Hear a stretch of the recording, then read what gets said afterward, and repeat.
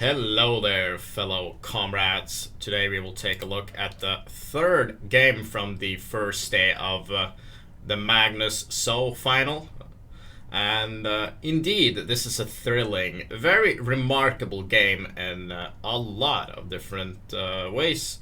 I do think you will enjoy it. I definitely enjoyed it when I looked at this game. A very, very interesting and exciting game. Let's see how it all went down. So Magnus, he started with d4, knight of 6 from Wesley, c4, e6. Magnus, he keeps playing knight of 3. He hasn't really been playing knight c3 for quite some time. I've mentioned it quite a bit. This is the Nimzo Indian. Played a lot, but he went for knight of 3, d5, knight c3, and this time Wesley does not play c5. He did play that in the first game.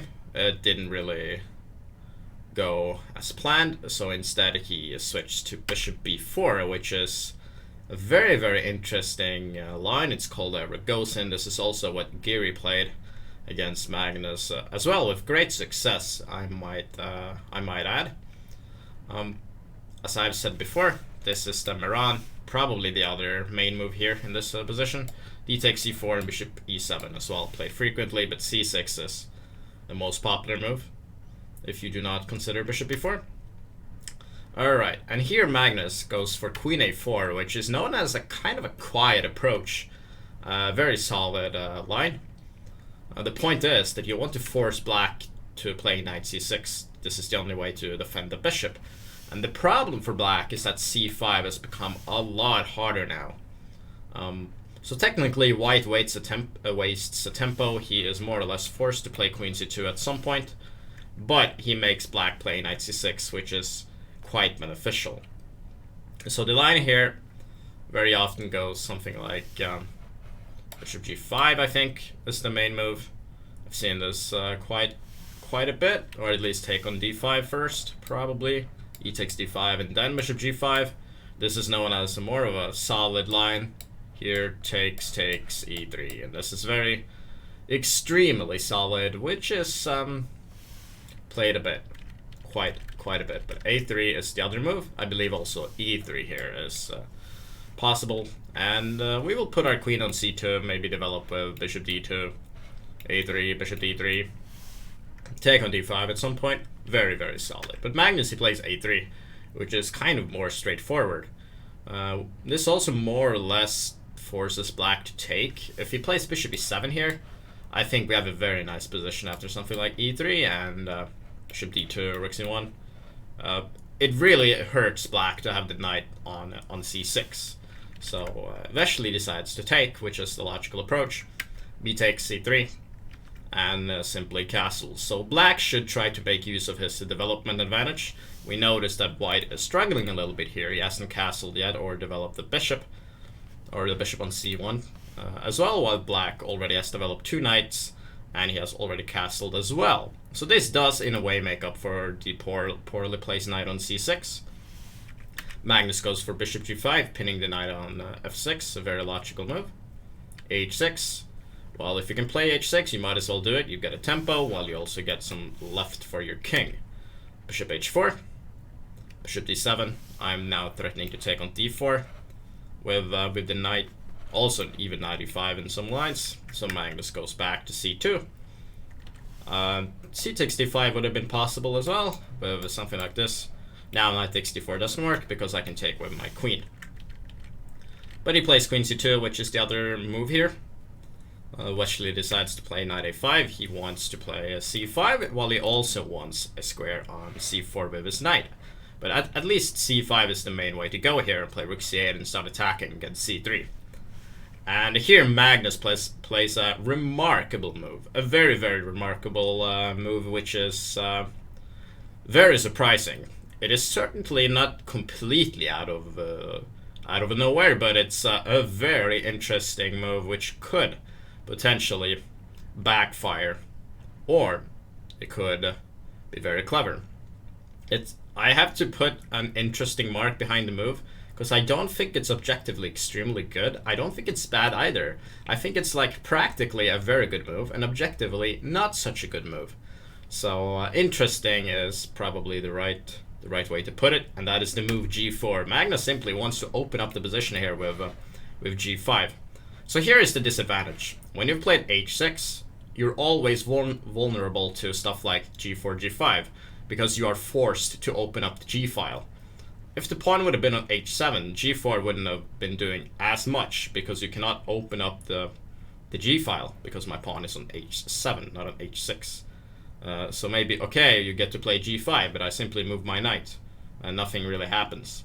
But when the pawn is on h6, black is forced to take, and then it can become slightly dangerous. And I'm sure Wesley was quite scared, because he answered with g5, which is certainly saying that, well, this was not as harmless as I thought it was, and it's certainly, g5 is certainly not the best move here, but it is kind of human to be scared of that g4 move. The best move is perhaps to simply grab the pawn of d takes c4, and I very much understand why Wesley did not do it. It looks extremely scary to me to allow g5 takes, bishop takes, and practically speaking, this is easy to play for white, while black is going to have a tough time.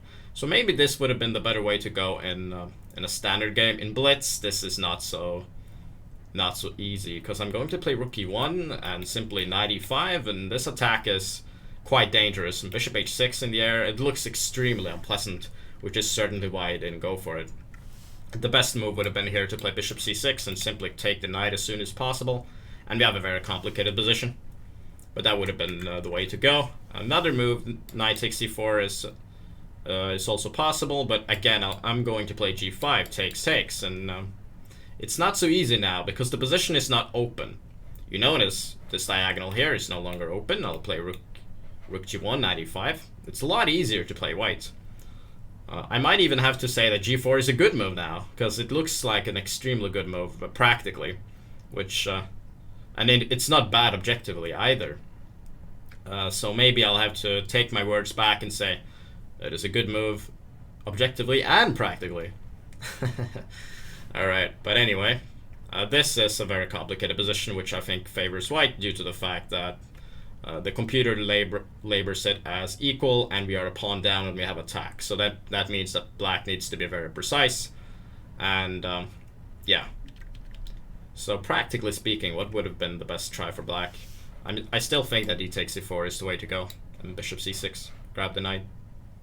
But that is not so fun. So that is why Wesley went for g5, which is not very good due to the problem is that I'm going to play h4 and open up the position even more, and this is very dangerous. But I'm sure Wesley saw that, well, I can play knight e4 and I get some compensation. I get quite a lot of play, and it's not so easy for Magnus. Well, in a way that's true, but in another way it's not really that true, because Magnus simply ignores it. He plays h4 anyway. He is just going to open up black's king. And now that Wesley takes on g3, I take back. It is looking very dangerous. Here I am threatening to take on g5, so Wesley is more or less forced to take, and I simply take with my rook. Look at the attack already. I have g5 coming, and look at this queen. This is very, very dangerous. So here black has a choice between knight takes c4 and king g7. I think king g7 is the way to go, because rook h8 also is possible. You don't really want to give away that pawn, although this is certainly not impossible. You have to play f5 here. Looks extremely scary, and I would not be surprised if this is lost, but you know, it is playable. Probably. Alright, but king g7 is the better move. And Magnus plays g5, which is a logical try. He wants to simply open up the position. Certainly not a bad move. Another good move is to play e4, take more space in the center. But g5 is good. Rook h8, protecting the pawn. And another very good move, this move is quite important, and that is the move knight e5. And this has 2 points. The first one being that if I take back with the pawn on g5, I will take on h8, queen takes h8, and then I take on d7. This is Magnus's point. And you cannot take with the king because of the fork on f7. And if I take with the queen, I have rook g4, winning the queen. But of course, even king f2 would have been strong here due to the powerful attack, but you get my point. Rook g4 here simply wins the queen. So it's not possible to take on g5, which means that we are threatening to take on h6. And probably the way to defend here is to play queen e7. I think that is the best move. Also, because you are defending against threats like rook f4, you can play rook f8. It's not extremely easy to break through here, but at rook f6, like, it's very dangerous, and you have to play bishop e8 in order to avoid rook g6 mate. Even rook h7 it could be possible, but I like bishop e8, and we have something like queen c1 protecting g5, and this is a very complicated position with queen f4 coming next, and it looks very, very difficult practically, and Wesley needs a miracle in order to survive, but he will survive if he finds every accurate move here, which is very difficult. And he went for knight takes c4, which is the other logical way to go. You want to at least get some active play, but unfortunately for Wesley, his king is all too weak. So takes king f8, simply take on a c4. It's not really the best move, as you can see on the evaluation bar right there. It is not the best way to go, but it's still quite a good move. The best move would have been to play queen c1 here, and the plan is simply to play h7, queen h6. As simple as that. Even queen f4 if possible, but h7, queen h6 is very effective here. And it also prevents queen g5, which could create lots of counterplay for black. So knight takes c4, queen g5. This is an excellent resource by Wesley. Very good move. This is his only chance really to stay in the game. If he takes back, then queen d2 with the same plan is very effective, and bishop g2, even long castle. This is far, far too dangerous for Wesley. So he played queen g5, which is a good move. Magnus plays king f2. I really like this this move.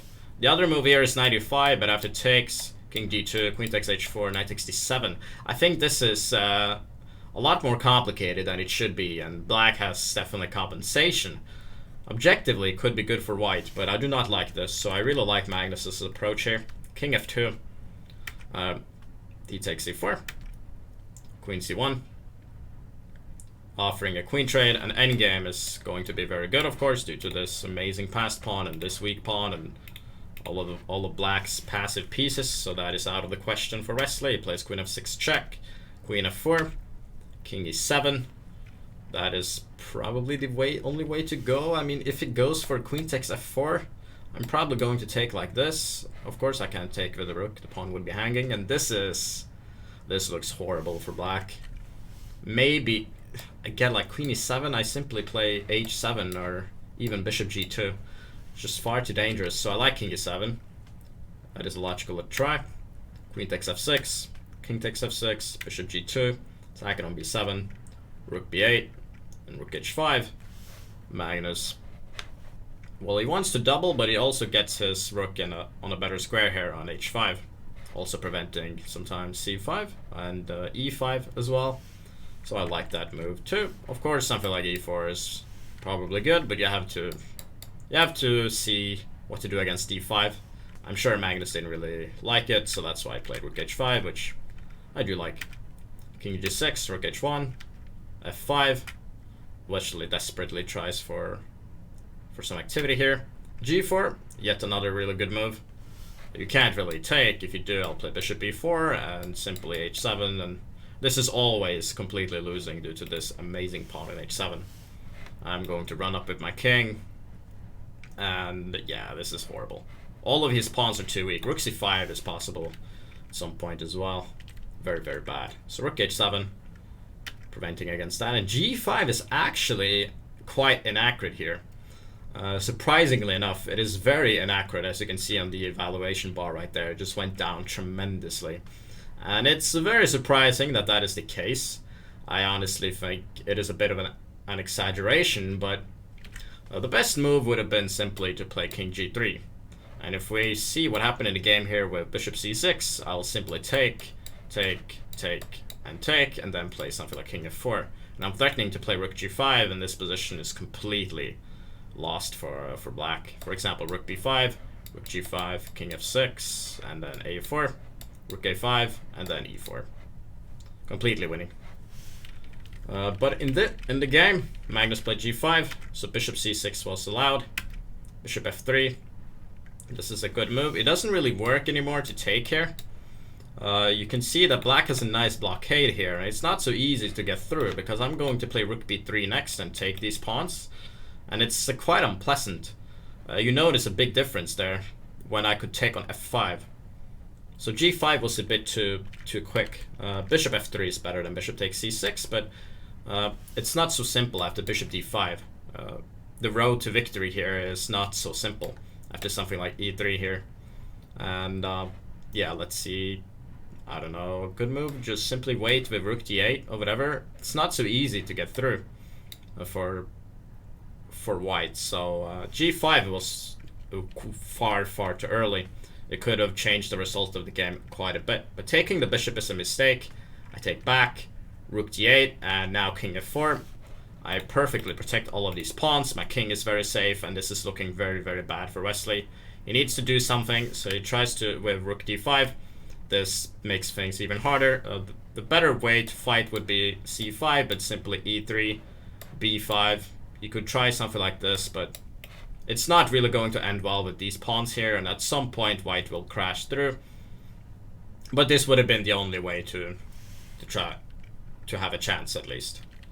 But after rook d5, rook h3, c5, rook e3, rook d6, takes on c5.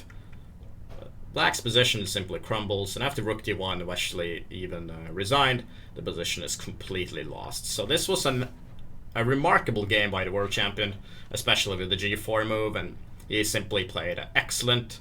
He had a few improvements, like for example, queen c1 here would have been even better, but all the time he just played magnificently all the way.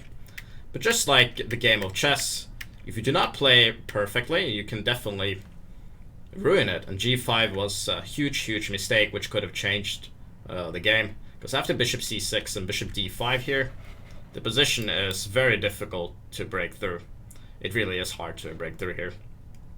But this didn't happen. Wesley missed his chance, and then Magnus won. Well, deservingly, I think. Wesley, he should have went for d takes c4 after g4, but all honor to Magnus. G4 was an excellent move. I wasn't so sure in the beginning, but as I started thinking a little bit more, I was just convinced. So excellent job by Wesley, and well done. By Magnus, sorry. By Magnus. And the match stands 2-2. So it'll be exciting to see what the 30th of November will bring. Stay tuned.